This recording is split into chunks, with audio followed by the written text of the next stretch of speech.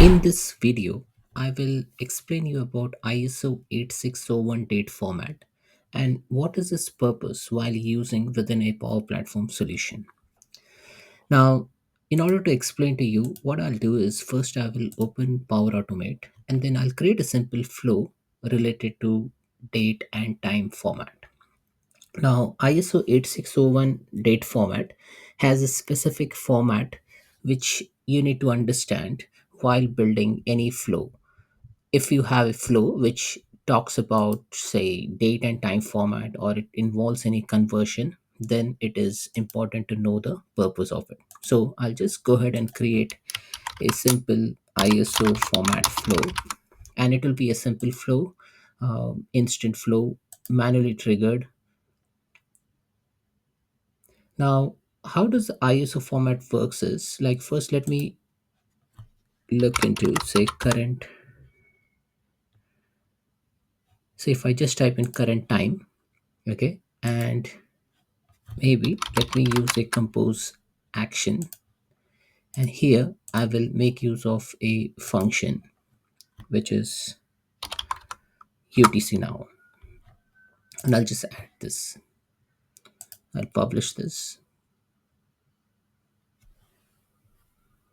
So in the first action, I'm just taking a current time, and in the compose box, I'm using UTC now as a function just to display the time in the date time within the screen.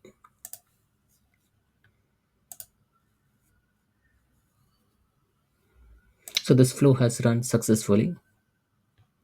Now, if you see the output of the current time, so the current time, it will give me in this format, okay?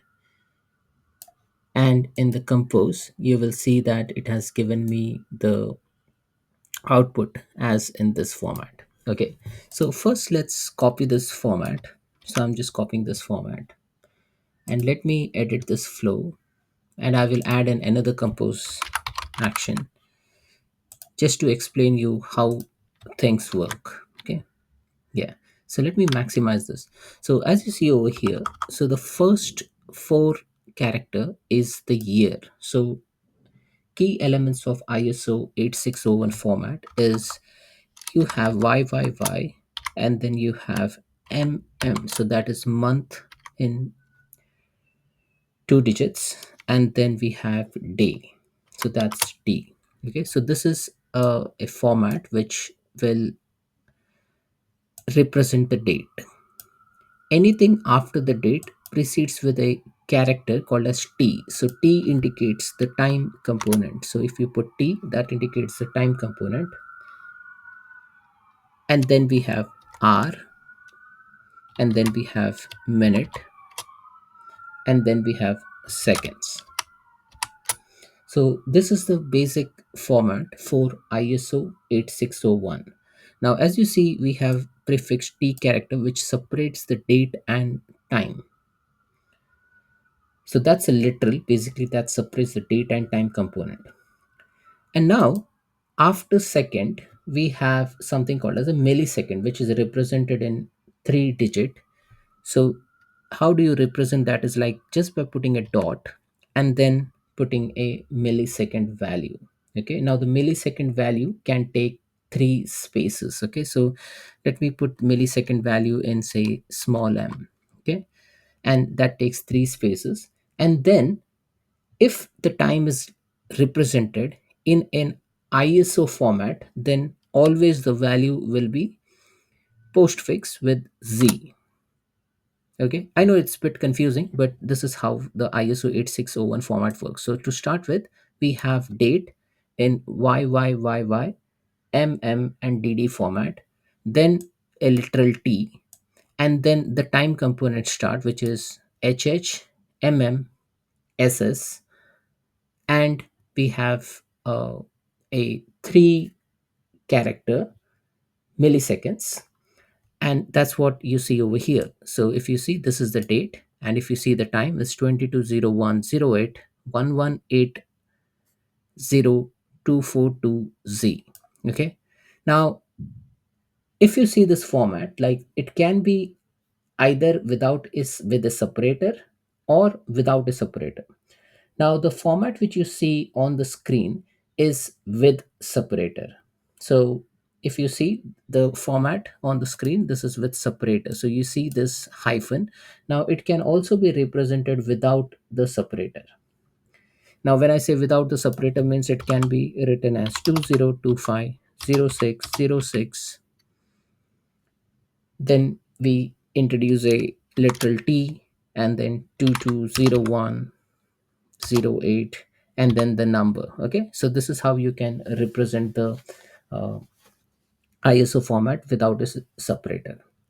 Now, if you just want a date component, this is just a date component. If you want only the time component, then the time component is represented in this format. Okay, now the output given by Power Automate, now it has given us say 6 character as a millisecond as well. So even that is considered as a ISO 8601 format. But usually we just put 3 characters of a millisecond. Now if the time is not in UTC, then we do not prefix this Z along with it. Okay. Yeah. So just to show you, so let me save this. So I've just saved this as a definition. Let me do one thing. Currently, the time over here is 8 a.m. the next day. So let me add another compose. What that compose will do? It will convert. So maybe I'll just add a compose, and I will say convert time zone. So I have something called as convert time zone. Now the base time, the time to convert, I know the current time is, I can get this value from the current time. Source time is UTC, and the destination time is UTC plus 10 for me. That's in Brisbane. And as you see over here, I can decide the format. So the time unit is short date pattern. I can select a whole bunch of values. So I have a round trip date time pattern as you see over here, which includes the time zone value, RFC 1123 pattern, general date time pattern, full date time pattern. So you get to choose a lot of readable date time pattern. But the thing which, like, we have something called as universal sortable date time pattern, which is somewhat mimics the ISO representation except for the T literal. So maybe I can just pick up this value as well, universal sortable date time pattern. Or maybe I can select sortable date time pattern. So let me pick up sortable date time pattern, and I'll click on publish, and let me get rid of the compose which I've added. So let me just remove the compose.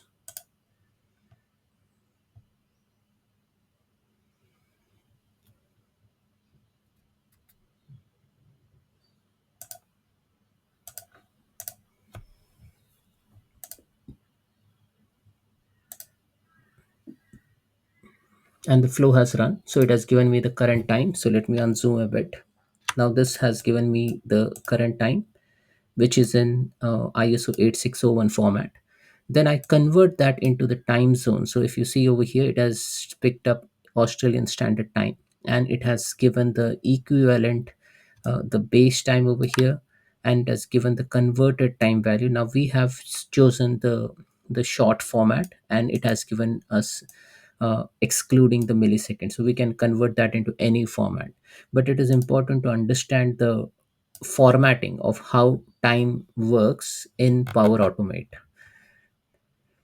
Now, there are other things which I want to make a note of. So let me edit this and go into the compose over here on the definition. Now there are other things which you need to know is like, how do you represent a duration? So duration means like it is like, how do you represent a duration? Now the duration is used when you want to specify that how long this flow should run, or how long the retry should wait before they make another retry. Now for that we have a specific format. Now the format is, it starts with something called as p. So if you say p, that is period. Okay. Now after period, you just specify a number, so n, which is a number, and you specify y is year. So p and y indicates p and y, like period of n year. So n year equivalent can be p1y, so I'll say 1 year. Or if I say 5y, that indicates 5 year. But the format does not stop till y. We have p and y, n month, n day. So if you want to exactly specify when do you want to run this, I can just say p5y, 1 month and second day. So it will run after this duration. So it will run after 5 year, 1 month and 2 date. Okay, so it is not an exact date format, but this indicates the duration for which, if you want to run a Power Automate flow after X duration, or if you want to do a retry, then you specify this format. Additionally, you can also include the time components. If I put a T and then I say n hour, n minute, and n second. So if I want to specify exactly the duration, I'll say 5 year, 1 month, 2 day, and then I can put a time component, and then it can be as complex as, I'll say, 1 minute, 1 hour, 3 minute, and 2 second. And this is the representation of the duration. Now you need not specify everything over here. You have an option whereby you can just say that I am specifying p1m, that indicates the duration is 1 month. Or maybe I will say pt 1 minute. Okay, so that indicates 1 minute duration. Now because it is coming after the time component, and that's why it is 1 minute. Or if I just say p5y, so that is 5 year, after 5 year. Now remember, uh, if you specify a duration, so let's take this example, pt30h.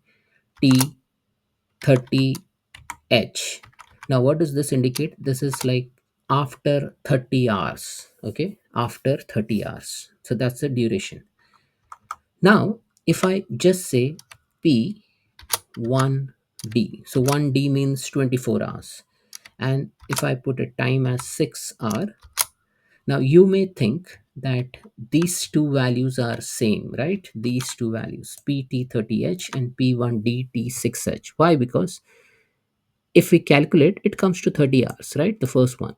And even the second one, like I'll take 1 day, which is 24 hours, and if I add 6 hours to it, it is 30 hours. You think it is same, but it is different from a representation perspective, as well as from the value perspective.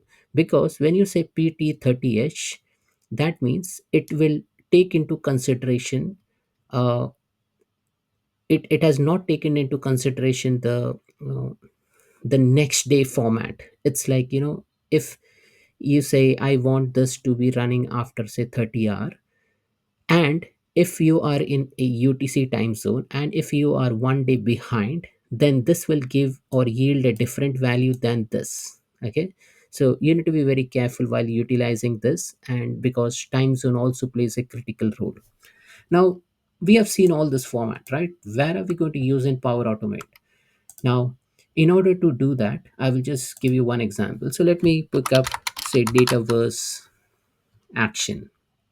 So let's pick up the simple one, say list rows. Now in list rows, let's go into settings. And now if you see this value, so what does this indicate? Like this specifies that, specify the timeout, action timeout in duration.